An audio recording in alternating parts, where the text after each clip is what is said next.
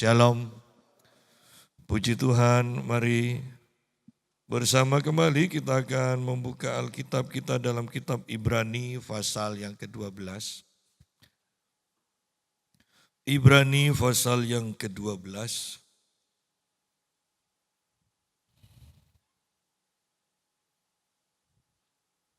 Ayat yang ke-14 sampai ayat yang ke-17. Berusahalah hidup damai dengan semua orang dan kejarlah kekudusan.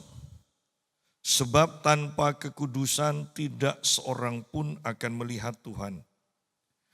Jagalah supaya jangan ada seorang pun menjauhkan diri dari kasih karunia Allah, agar jangan tumbuh akar yang pahit, yang menimbulkan kerusuhan dan yang mencemarkan banyak orang.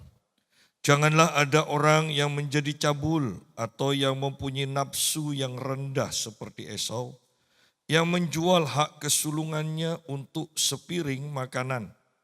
Sebab kamu tahu bahwa kemudian ketika ia hendak menerima berkat itu, ia ditolak sebab ia tidak beroleh kesempatan untuk memperbaiki kesalahannya.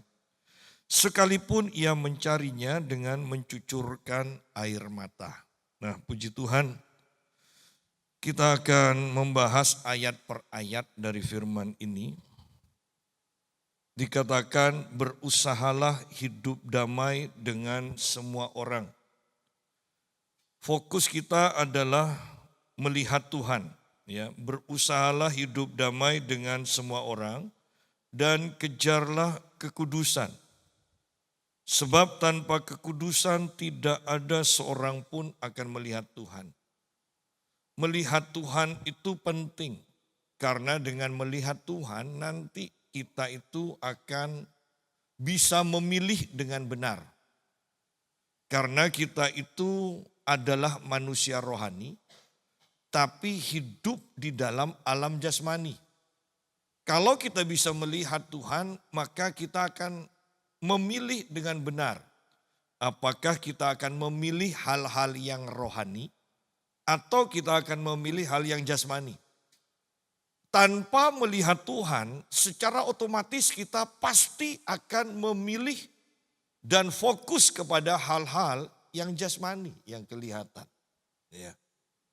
Dan ini bukan waktunya lagi mau fokus pada hal yang jasmani. Ini akhir dari akhir zaman. Saya tanpa bosan akan selalu mengingatkan. Ini akhir dari akhir zaman. Anda perhatikan semua yang terjadi di sekeliling kita. Bagaimana bahkan Bill Gates berhasil untuk negosiasi dengan pemerintah Indonesia. Menjadikan Indonesia bahan percobaan ya vaksin TBC. Padahal diperkirakan, bukan kebenaran pasti, diperkirakan. Dengan vaksin itu dimasukkan berbagai hal nanti yang akan mengontrol keadaan manusia. Ya. Anda boleh melihat berita sekarang bagaimana India yang tidak diperkirakan dan Pakistan sekarang saling serang. Dan yang ditakutkan, dua negara ini mempunyai nuklir, senjata nuklir. Yang ditakutkan lagi, tidak seberhikmat sepandai orang Amerika dan Rusia. Anda tahu kalau orang bodoh bertengkar berperang, semua akan dihancurkan. Kalau orang pandai berperang, itu ada tempat perangnya. Jadi tempat wisata itu tetap berlangsung, tempat perang, ya perang di sana. Tapi kalau orang bodoh itu berperang, pasti semuanya akan dihancurkan. Ya, tidak peduli tempat sudah. Ya, jadi kita lihat yang ditakutkan Cina, Amerika dan segalanya. Tetapi ingat, Pakistan dan India juga mempunyai senjata nuklir. Ya, jadi kita lihat tanda-tanda zaman ini. Bahkan saya kemarin di hotel melihat luar biasa juga ya. Di hotel itu bayangkan ada 4 pengantin yang saya tahu di hotel itu. Dan semuanya ada di lobi. Loh, ini bukankah ini sudah tanda-tanda akhir zaman? Akhir zaman kan orang kawin dan mengawinkan. Bukan kebetulan saya melihat di satu hotel, di satu kesempatan ada 3 pengantin, yang keempatnya masih di kamar mungkin.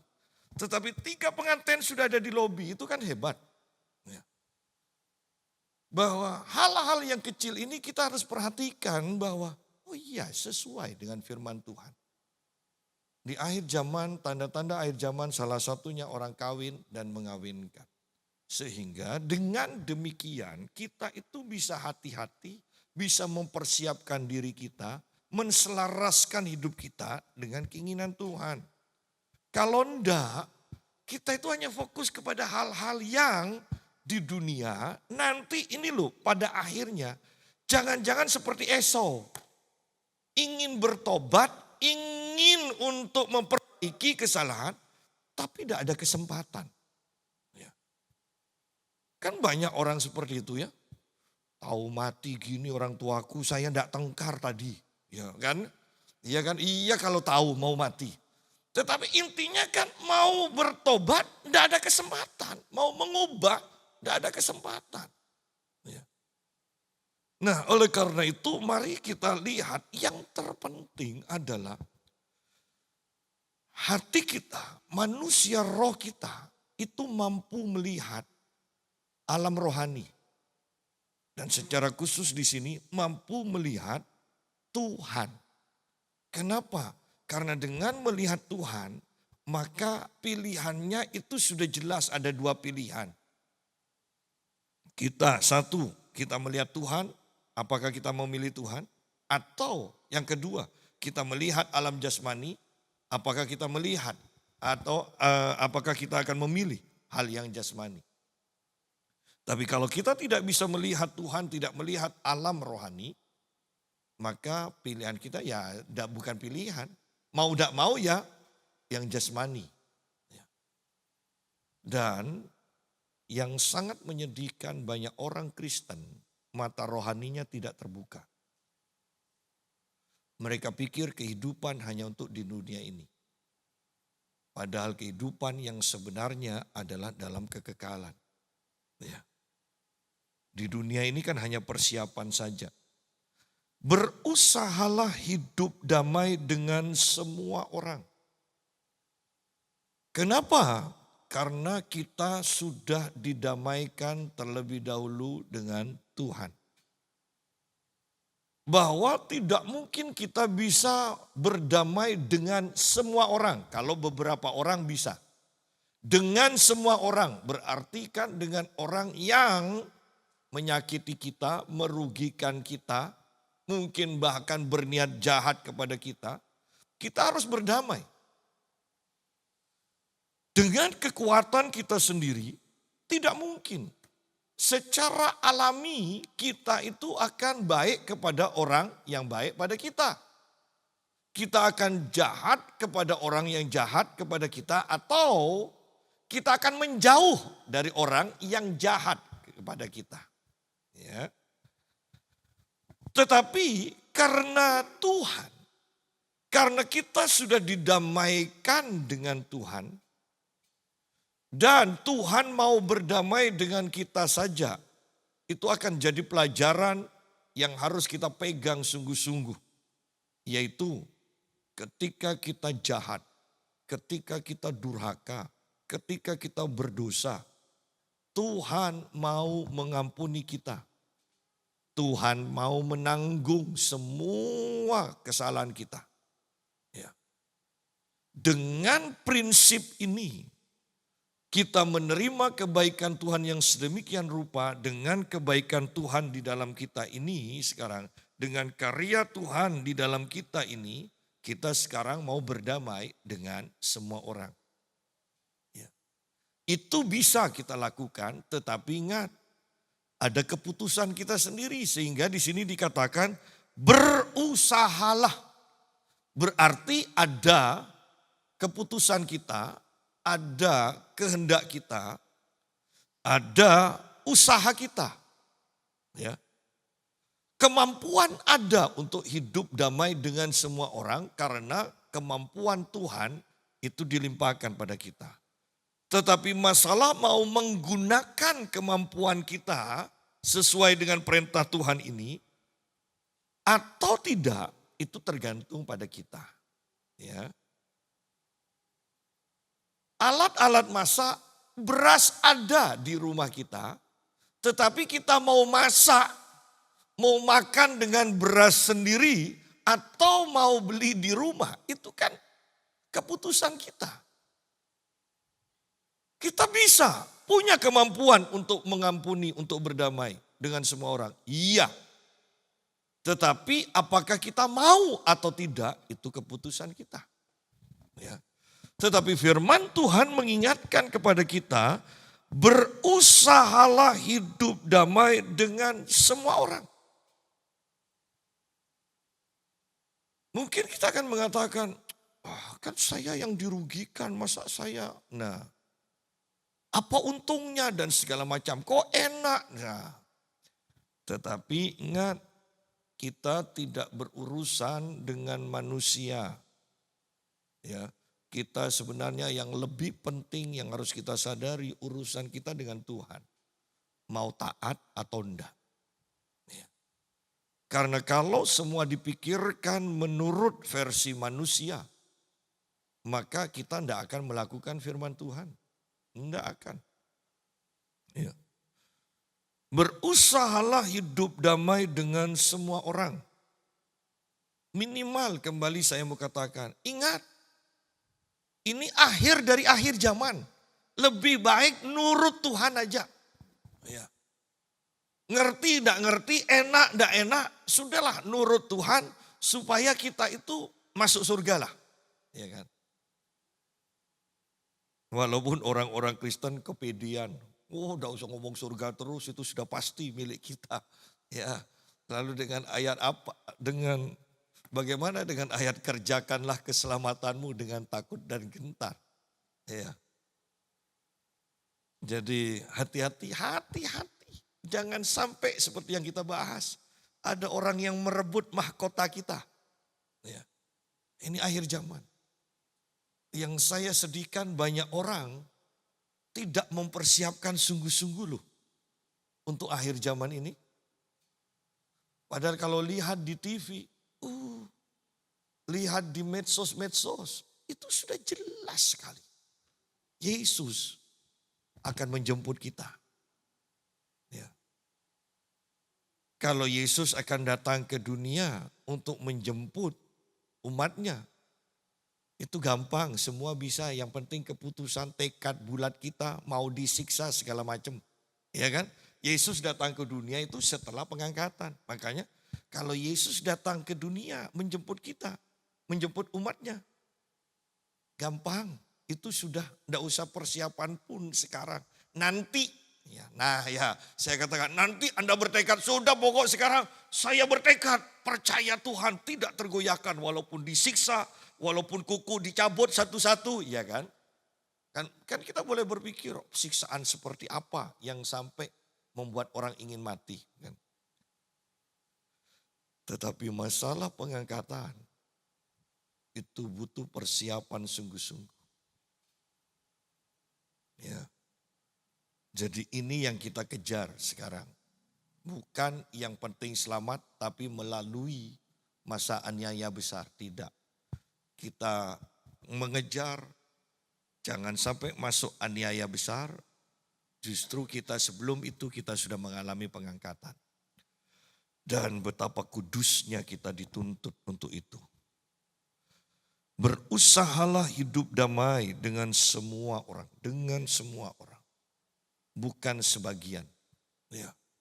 Bukan sebagian, tetapi dengan semua orang. Baik orang itu jahat, baik orang itu baik, murah hati, pelit. Ya, pokok berusaha untuk damai. Dan kejarlah kekudusan. Bukan berlambat-lambat loh.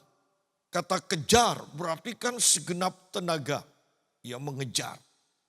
bukan jalan santai. Kejar, lihat di sini, kejar. Kejar, semakin namanya kejar berarti kan harus ada sesuatu yang ditangkap di depan kita. Semakin cepat, semakin baik. Ya.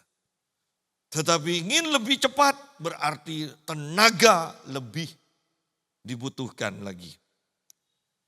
Kejarlah kekudusan. Kejarlah kekudusan.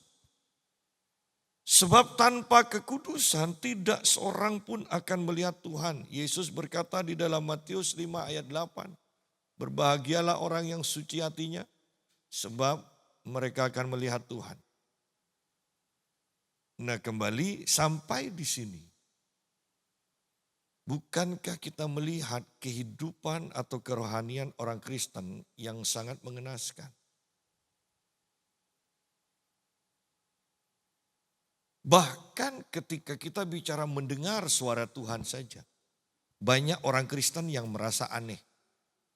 Tidak pernah mendengar suara Tuhan. Dan mereka menghibur diri sendiri atau membenarkan diri sendiri dengan berkata, yang penting Alkitab. Oh iya, saya tahu yang penting Alkitab.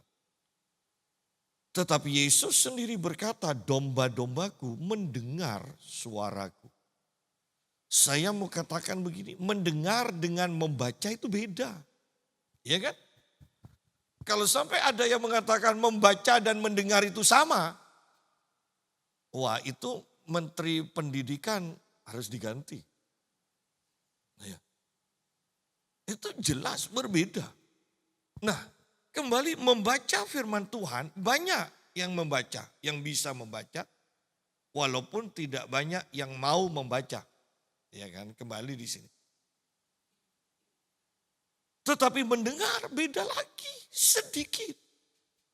Bahkan orang Kristen menganggap aneh mendengar. Kalau mendengar suara Tuhan saja dianggap aneh, dianggap kemampuan khusus. Bagaimana dengan melihat Tuhan? Kitab suci dimiliki oleh Paulus. Dipelajari, ahli dalam kitab suci. Tapi lihat pilihan Paulus sebelum melihat Tuhan. Pilihan yang dipilih oleh Paulus salah. Ya. Apa yang dilakukan Paulus yang dianggapnya benar ternyata salah. Ya. Bahwa melihat Tuhan itu penting untuk menentukan langkah kita. Untuk menentukan pilihan kita melihat Tuhan. Dan untuk melihat Tuhan butuh kekudusan. Hati yang disucikan oleh karya Tuhan, kemudian nurut pimpinan Roh Kudus, itu kekudusan. Bukan hanya disucikan oleh Tuhan, tapi setelah itu tidak pernah nurut, tidak pernah di bawah pimpinan Roh Kudus. Ingat, saya menekankan bahwa betapa pentingnya kita bukan hanya sekedar punya Roh Kudus pada waktu keselamatan, tetapi lebih daripada itu dipenuhi oleh Roh Kudus. Lebih daripada itu dipimpin oleh Roh Kudus. Lebih daripada itu dikuasai oleh Roh Kudus. 4 hal ini harus kita perhatikan. Memiliki Roh Kudus karena kita sudah diselamatkan, percaya Tuhan Yesus. Dipenuhi Roh Kudus, tindakan selanjutnya. Dipimpin oleh Roh Kudus, tindakan selanjutnya. Dan dikuasai oleh Roh Kudus. Kita sampai di mana? Kita sampai di mana? Kemudian pertanyaan selanjutnya. Kebanyakan orang Kristen sampai di mana? Ya. Bahkan ada yang lebih parah lagi.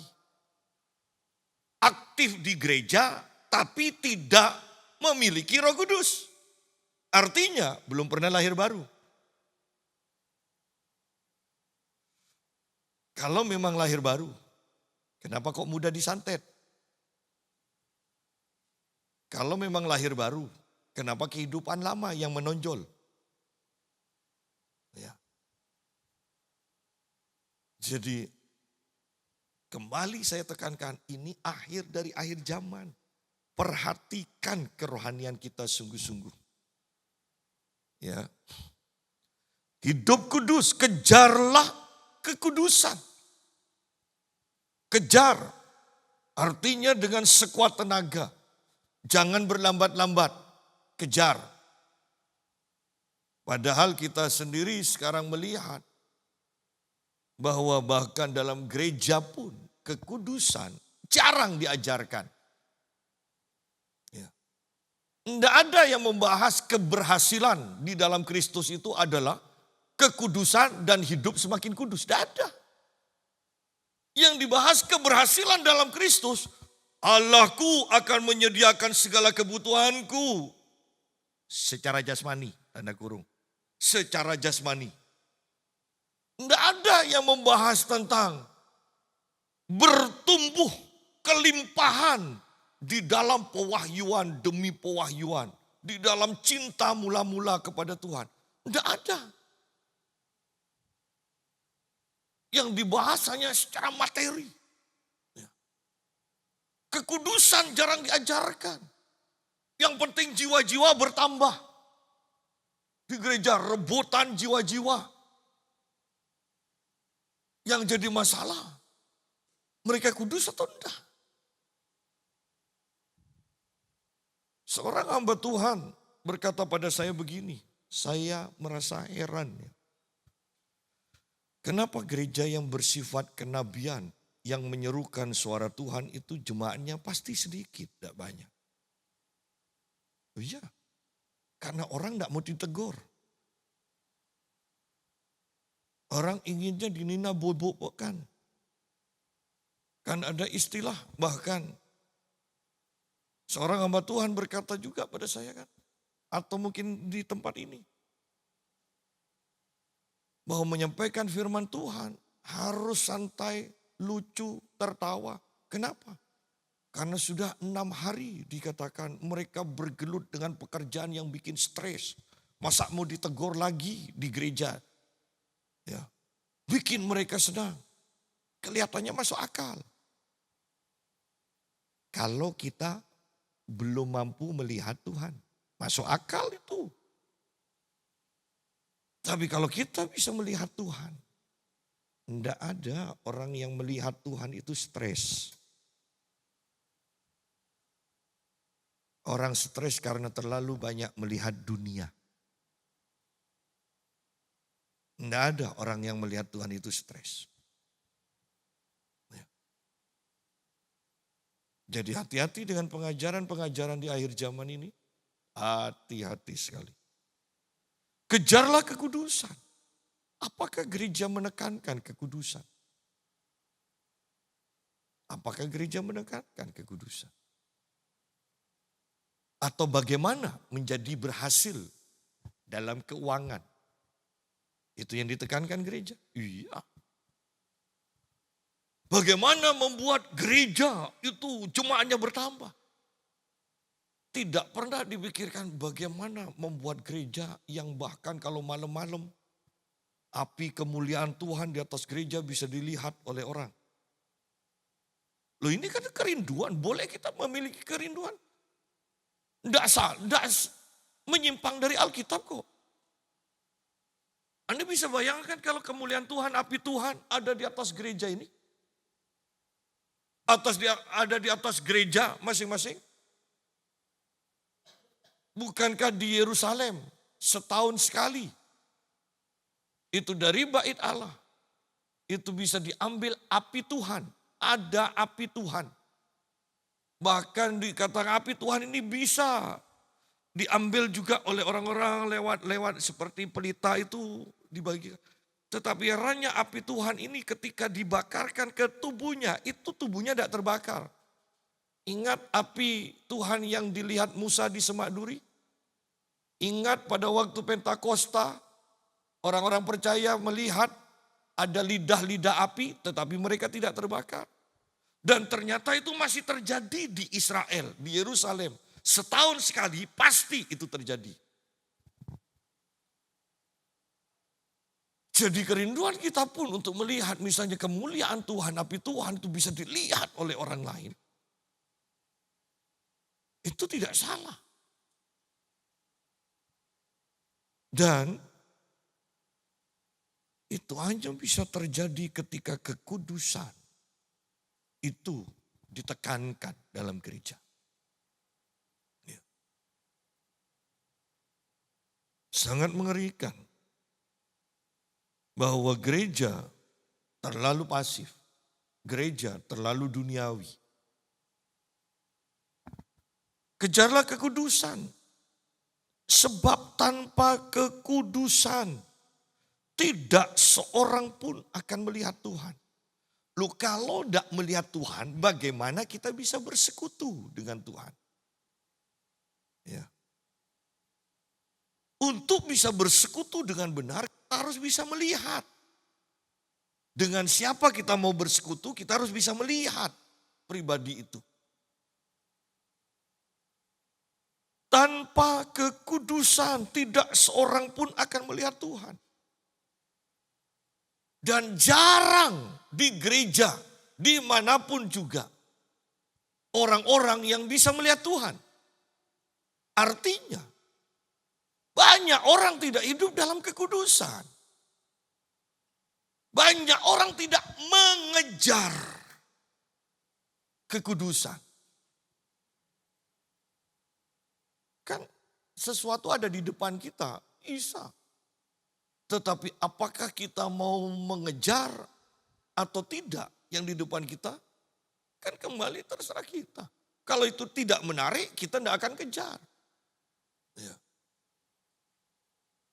Bagi yang muda-muda kan ngerti kan. Banyak cewek-cewek cantik.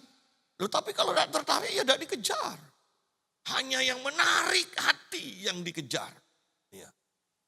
Nah, Tuhan ada di depan kita. Menarik hati atau tidak. Ataukah kita lebih tertarik pada hal-hal yang lain? Tertarik atau tidak kepada Tuhan? Pak, tapi kan saya sudah beribadah. Saya tidak tanya ibadahnya. Saya tanya tertarik atau tidak. Ketika engkau datang beribadah itu, apakah karena engkau sudah dari rumah, engkau sudah tertarik kepada Tuhan? Atau sekedar kewajiban, sudahlah hanya seminggu sekali, 2 jam paling lama. Ya. Kalau itu prinsip kita beribadah, ada yang salah. Anda tidak mengejar, tidak sedang mengejar kekudusan. Kalau itu yang terjadi. Anda tidak sedang tertarik pada Tuhan. Tanpa kekudusan tidak seorang pun akan melihat Tuhan. Melihat Tuhan. Itu penting sekali. Karena melihat Tuhan, Musa di dalam Ibrani pasal yang ke-11 ini. Musa meninggalkan apa yang dipandang orang itu adalah keuntungan. Kalau kita lihat Ibrani pasal 11 ayat 27 berkata begini, karena iman maka ia Musa telah meninggalkan Mesir dengan tidak takut akan murka raja. Musa bertahan sama seperti ia melihat apa yang tidak kelihatan. Terjemahan bahasa Indonesia ini, apa yang tidak kelihatan, apa yang itu huruf kecil. A-nya huruf kecil, Y-nya huruf besar, huruf kecil. Padahal sebenarnya terjemahan yang tepat, ia bertahan sama seperti ia melihat yang Y-nya huruf besar. Yang Y-nya huruf besar, yang tidak kelihatan. Karena Musa melihat yang Y-nya huruf besar, yang tidak kelihatan, maka dia memilih dengan benar meninggalkan Mesir dan dia rela berjalan di padang gurun. Musa melihat yang tidak kelihatan. Paulus melihat yang tidak kelihatan, sehingga kemudian yang kelihatan yang dimilikinya dianggapnya sampah. Karena kemuliaannya tidak sebanding dengan kemuliaan yang tidak kelihatan. Kalau para murid tidak melihat kemuliaan yang tidak kelihatan yang ada di dalam Yesus, tidak mungkin mereka mau meninggalkan segala-galanya kemudian mengikut Yesus. Oleh karena itu kunci dalam kehidupan kekristenan adalah mampu melihat yang tidak kelihatan ini. Selama kita tidak bisa melihat yang tidak kelihatan, maka kita hanya berjalan asal, bukan berjalan dengan iman. Yang penting jalan, yang penting kelihatan sibuk, yang penting kelihatan ibadah. Tetapi arahnya tidak pasti. Yang namanya kejar kan akan lucu kalau misalnya ya, di dalam Paskah ada lomba, kejar kemudian matanya ditutup kan, ngejar. Orangnya yang suruh kejar ada di sana, kita ngejar ke sini. Mungkin yang lihat ketawa. Yang melakukan kok susah. Ya. Nah, bukankah demikian pula perjalanan iman kita? Dilihat oleh orang ada apa? Kok ke gereja terus?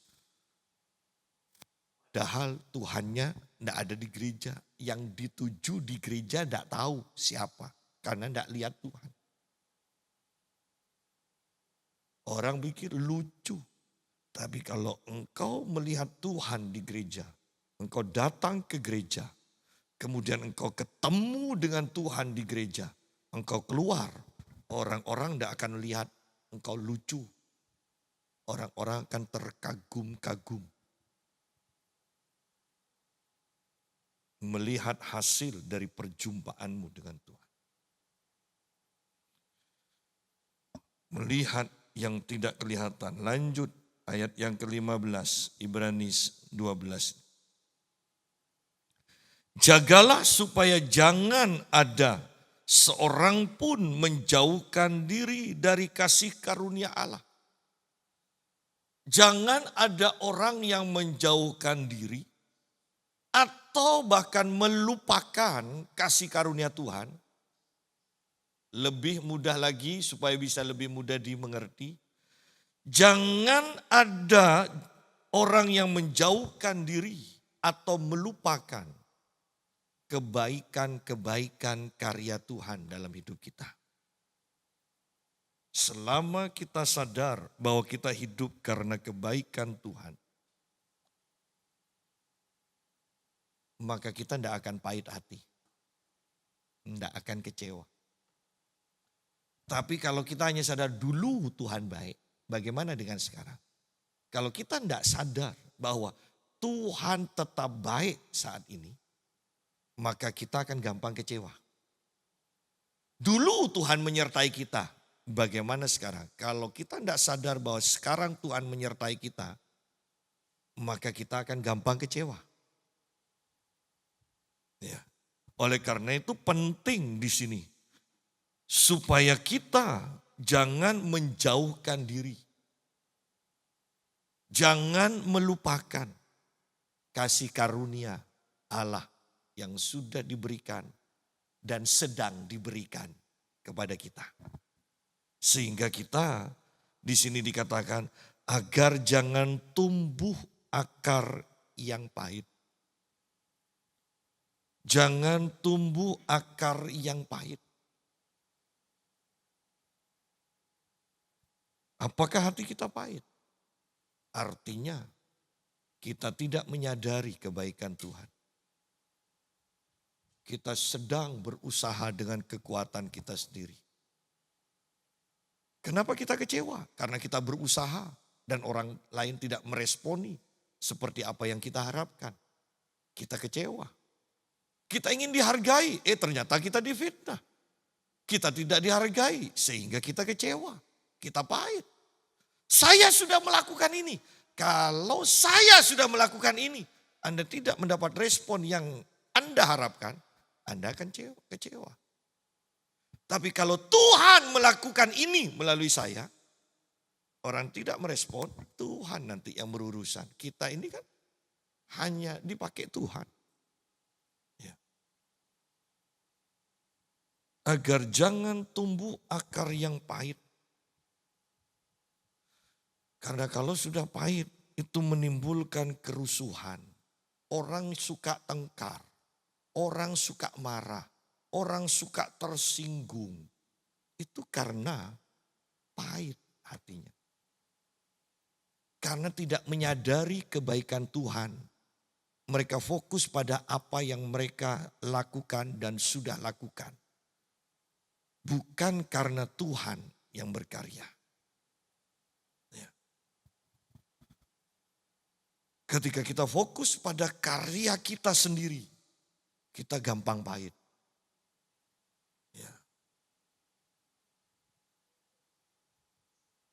Yang menimbulkan kepahitan, yang jadi masalah, kepahitan ini menimbulkan kerusuhan. Ya. Menimbulkan kerusuhan dan mencemarkan banyak orang. Namanya orang pahit, iya, tidak mungkin diem di rumah. Orang pahit itu pasti cari orang untuk nyeritakan. Sehingga kepahitan ini akan mencemari orang. Mencemari orang banyak. Hati-hati ketika Anda mendengar, bahkan ketika Anda mendengar khotbah. Anda harus bisa nangkep ini pahit atau enggak. Kepahitan atau enggak. Ya. Ada orang kalau khotbah, wah bentak-bentak terus, nada keras. Orang pikir, wah bagus khotbahnya keras. Belum tentu, Anda harus bisa nangkap. Ini keras atau pahit. Karena kalau pahit, orang itu banyak dikecewakan. Kemudian ketika dipanggil Tuhan jadi hamba Tuhan, mereka tidak ngatasi kepahitannya ini. Mereka akan marah-marah terus di mimbar. Masa lalunya pahit dan itu masih dibawa. Bahwa kepahitan itu akan mencemari banyak orang, di sini dikatakan. Yang mencemarkan banyak orang.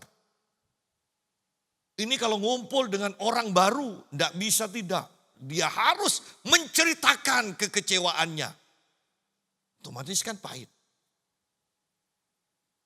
Ada apa ke gereja? Tidak ada.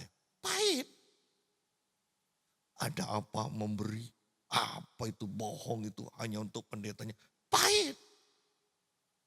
Dan ini akan terus kemana-mana. Terus kemana-mana. Setiap ketemu dengan orang, Anda sudah terlatih untuk menyebarkan kepahitan. Kalau tidak diatasi. Pahit. Bahayanya kepahitan ini kan sangat mengerikan. Yang mencemarkan, bukan sedikit loh. Banyak orang mencemarkan gara-gara kepahitan. Gara-gara tidak ingat bahwa dulunya dan sampai sekarang sebenarnya engkau menerima kebaikan Tuhan. Ya. Pahit. Yang mencemarkan banyak orang. Ini ayat sangat menakutkan. Padahal seringkali kalau di Indonesia fokusnya adalah dosa korupsi. Padahal sebenarnya kepahitan ini sangat berbahaya. Merasa diri baik tetapi sebenarnya sangat jauh dengan Tuhan. Ya. Merasa diri pasti diselamatkan karena benar paling benar, orang lain salah. Ternyata kita sedang terjun bebas ke neraka.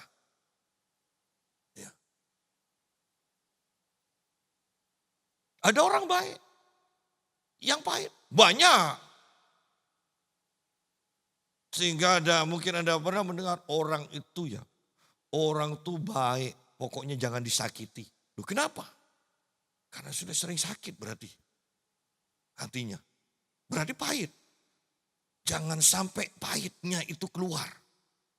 Makanya baik terus. Loh namanya orang. Ya. Namanya orang. Salah kita kan kadang tanpa sadar.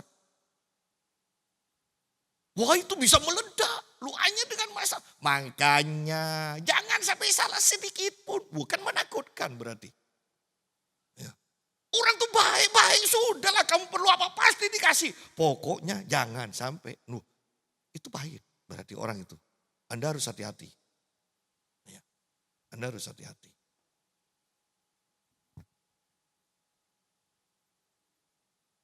Bayangkan kalau Yesus pahit.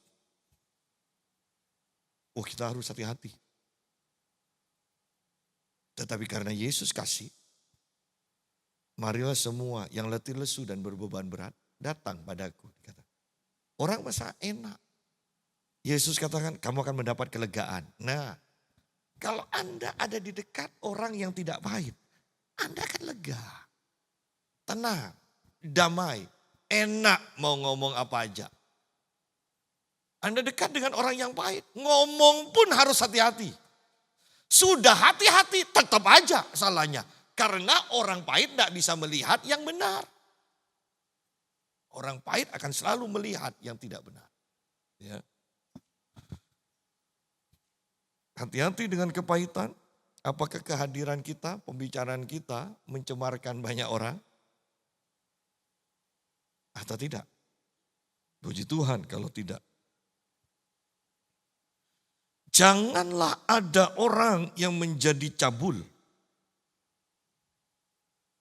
Atau yang mempunyai nafsu yang rendah seperti Esau. Janganlah ada orang yang menjadi cabul. Dipenuhi dengan hawa nafsu. Ya. Tidak cukup hanya satu. Tidak cukup dengan yang benar. Ingin yang lain-lain. Tidak cukup hanya sekedar cukup. Menjadi cabul, nafsu. Terjemahan lain mengatakan menjadi penuh dengan hawa nafsu. Ya. Anda lihat bahkan sudah punya istri satu. Sudahlah jarang punya istri satu itu semakin berkurang. Ya. Punya istri satu itu biasanya semakin bertambah bobotnya maksud saya. Ya. Nggak usah nambah itu sudah nambah sendiri. Masih aja cari istri kedua, istri ketiga. Ya. Itu namanya cabul, nafsu. Sudah punya istri, punya suami. Kok masih suka film porno? Itu kan cabul namanya. Sudah punya istri, punya suami. Kok masih suka suaminya orang, istrinya orang? Itu namanya cabul. Ya. Mengapa bisa seperti itu? Kan kembali pandangan. Tidak pernah melihat keindahan pasangannya. Belum puas. Janganlah ada orang yang menjadi cabul atau yang mempunyai nafsu yang rendah seperti Esau yang menjual hak kesulungannya untuk sepiring makanan. Lihat Esau. Bahwa dia punya hak penuh dengan hak kesulungan.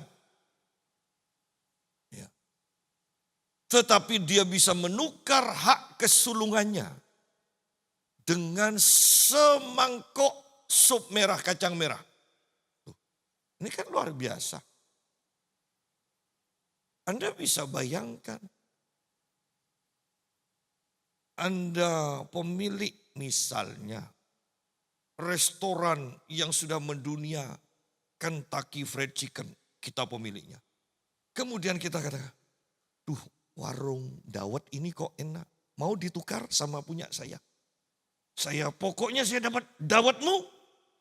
Kamu punya restoran KFC seluruh dunia. Loh, Pak jangan mengada-ngada. Tapi ini yang terjadi. Loh ini yang terjadi pada Esau. Bukan mengada-ngada. Kuncinya apa? Karena Esau tidak melihat. Hak kesulungan itu berbicara hal yang rohani. Fokus dari Esau hal yang jasmani. Ya. Berapa banyak orang yang meninggalkan Yesus?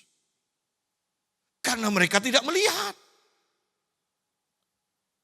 Iya, mereka ke gereja. Mereka tidak melihat Yesus. Tidak pernah. Kalau mereka melihat Yesus, melihat keindahan Yesus, maka semua yang ditawarkan dunia, kita bisa berkata seperti Paulus, sampah itu. Itu sampah, seperti sampah. Ya. Esau, ini cerita paling konyol loh, Esau ini. Tetapi sayangnya kekonyolan ini seringkali terjadi juga dalam kehidupan kita, bahkan orang-orang di sekeliling kita. Menukarkan yang berharga ya, dengan yang tidak berharga. Anda lihat banyak orang-orang nyesel seperti Esau. Tapi tidak bisa memperbaiki dirinya. Sudah jadi kuli, jadi tukang becak. Sudah tua, kemudian baru ingat, coba dulu waktu suruh sekolah, saya sekolah sungguh-sungguh. Saya jadi insinyur, jadi apa? Tidak seperti ini. Tapi mau ngulang, tidak bisa. Esau mau ngulang, nangis-nangis. Minta kepada ayahnya. Hak kesulungan sudah tidak ada.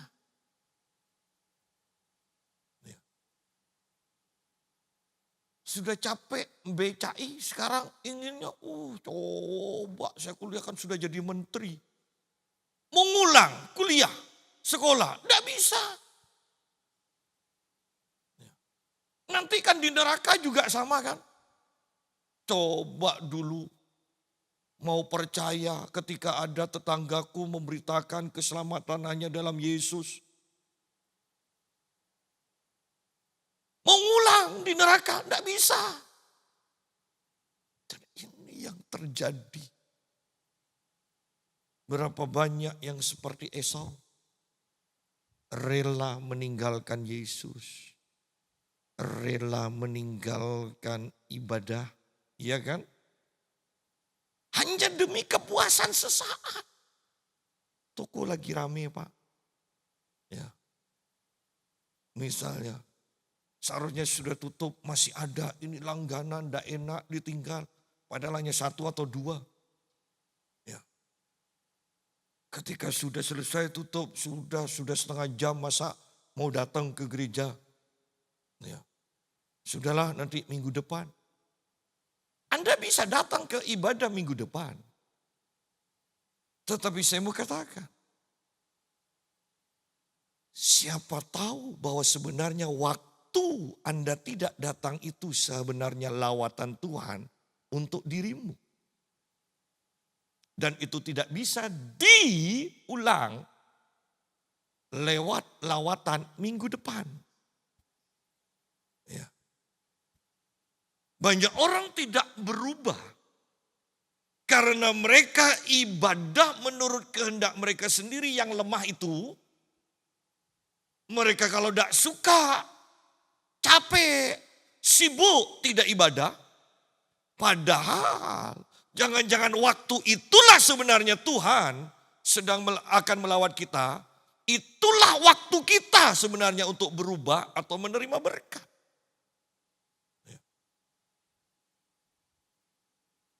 Bagaimana kalau Anda dikasih waktu misalnya ini hari yang terakhir. Kuponmu bisa ditukarkan. Dan Anda katakan, tidak bisa sekarang sibuk. Besok aja.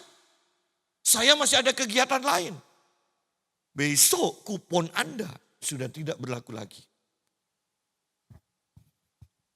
Dan banyak orang tidak menyadari hal-hal seperti ini seringkali terjadi dalam kerohanian. Begitu mudahnya mereka menukar Yesus dengan yang lain. Begitu mudahnya mereka menukar waktu ibadah dengan kegiatan yang lain. Mereka pikir masih ada hari esok. Ingat, Esau berpendapat sama. Masih ada hari esok. Ternyata tidak ada. Nanti kalau sudah umur 70 tahun baru sungguh-sungguh sama Tuhan mau ibadah. Ternyata tidak ada 70 tahun. Yang ada hanya 69 tahun. Anda beribadah. Betapa banyaknya orang yang seperti ini. Berpikir waktu, kesempatan mereka yang menentukan. Di sini dikatakan, janganlah ada orang yang menjadi cabul atau yang mempunyai nafsu yang rendah seperti Esau, yang menjual hak kesulungannya untuk sepiring makanan. Supaya lebih jelas, makanan seumur hidup hanya ditukar dengan sepiring makanan. Satu kali kesempatan makan. Itu kan konyol. Ya. Satu mobil Mercy hanya ditukar dengan satu sekrup. Ya, maka supaya tahulah perbandingannya bahwa ini banyak yang konyol kan. Sekrup ini indah ya, sekrupnya Mercy. Lebih baik mobil Mercy. Oh iya Pak, saya tahu itu. Loh, memangnya Esau. Lihat di sini. Ini kan seperti itu. Bayangkan satu piring, satu mangkok ditukar dengan bermangkok-mangkok seumur hidup. Anda mungkin pikir, tidak masuk akal, ini bohong. Tapi ini terjadi. Lebih menyedihkan, ini diulang lagi, diulang lagi, diulang lagi. Lebih menyedihkan lagi, kita yang ngulang lagi, kita yang ngulang lagi. Masih ada minggu depan. Oh iya kalau ada. Pada hari ini, jika engkau mendengar suaranya, jangan keraskan hatimu. Orang yang keras itu juga termasuk menunda. Berpikir masih ada hari esok. Jangan keraskan hatimu hari ini. Selama masih bisa dikatakan hari ini. Lakukan hari ini. Jangan lakukan esok. Karena mungkin kesempatan tidak akan terulang lagi. Sebab kamu tahu bahwa kemudian ketika Esau hendak menerima berkat itu, ia ditolak sebab ia tidak beroleh kesempatan, tidak memperoleh kesempatan untuk memperbaiki kesalahannya. Ketika Anda tengkar misalnya dengan orang yang Anda kasihi, atau orang tua Anda, kemudian setelah bertengkar, orang tua Anda mati. Bagaimana perasaan Anda? Anda tidak bisa memperbaiki dia. Anda mungkin masih punya kesempatan biasa, namanya orang hidup tengkar. Ya. Besok toh baik. Oh iya kalau masih ada kesempatan besok. Esau berpikir punya kesempatan tapi ternyata tidak ada kesempatan. Sangat menyedihkan, banyak orang hidup dengan berpikir masih ada kesempatan, masih ada kesempatan.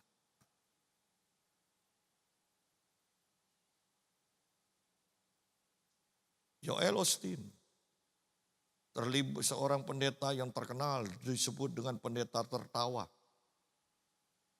Gerejanya besar. Ajarannya selalu tentang menjadi motivator yang baik. Selalu ada kesempatan, selalu ada kesempatan. Saya awalnya suka, kemudian sampai dalam bukunya saya baca. Kakak saya bercerai, kemudian Tuhan memberi kesempatan yang kedua. Dia kawin lagi dan ternyata lebih rohani. Setelah saya baca itu, saya singkirkan bukunya, tidak saya baca lagi. Baru terbit yang lain, enggak saya beli. Selalu mengatakan kesempatan kedua, kesempatan kedua.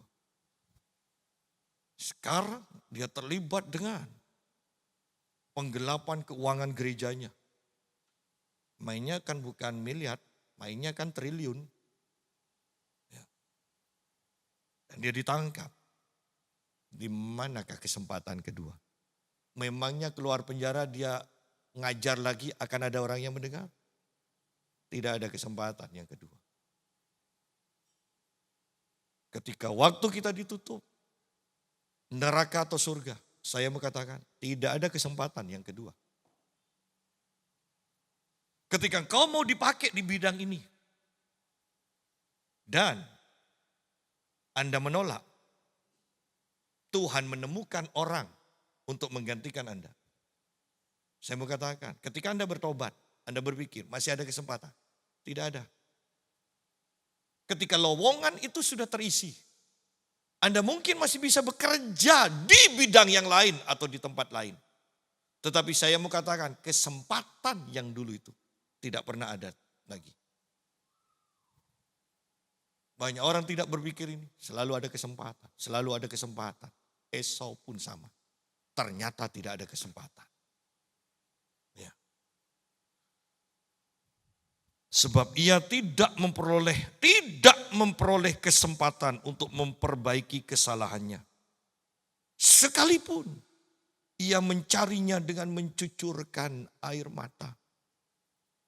Esau menyesal, tidak cukup. Pak, tapi Esau bertobat, tidak cukup. Ternyata yang disebut kesempatan ketika hilang, tidak bisa didapat lagi. Sidang jemaat. Di akhir zaman ini, perhatikan pilihan kita. Bahkan Paulus berkata, aku tidak memperhatikan yang kelihatan. Aku fokus kepada yang tidak kelihatan. Ternyata bahkan menderita untuk yang tidak kelihatan ini jauh lebih mulia daripada bersukacita, bersenang-senang dengan yang kelihatan. Di dalam 2 Korintus pasal yang keempat 16 sampai 18. Jadi hari ini biarlah kita semua belajar dari firman ini. Betapa pentingnya melihat yang tidak kelihatan. Betapa pentingnya melihat Tuhan supaya bisa menentukan pilihan yang benar. Dan jangan pernah menyia-nyiakan kesempatan yang ada dengan berpikir, pasti masih ada kesempatan lagi di hari esok. Singkirkan jauh-jauh pikiran ini, karena jangan-jangan tidak ada kesempatan lagi. Engkau hanya mencari dengan mencucurkan air mata, artinya engkau berusaha dalam penyesalanmu, tetapi engkau tidak pernah mempunyai kesempatan lagi. Kiranya kasih karunia Tuhan menyertai kita semua. Kita dikuduskan, kita melihat Tuhan, dan kita bisa memilih yang benar. Tuhan memberkati.